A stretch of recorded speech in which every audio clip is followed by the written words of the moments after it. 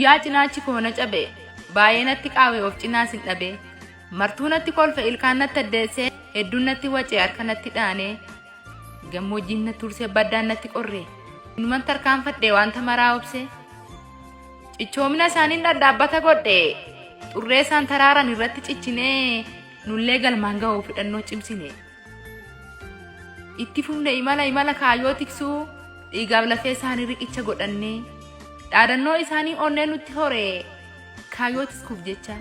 goota fayyuu meeqa foon allaattis horee.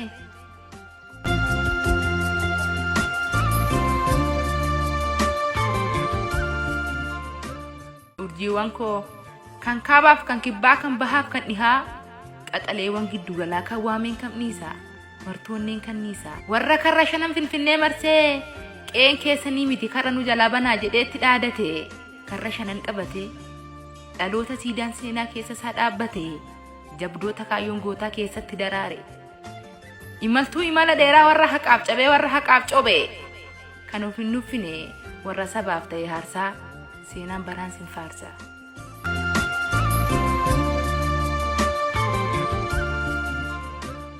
faajjisiin kuftaniif dhaloota tolqabaa seenaa keessanii baraan sabaaf lallabaa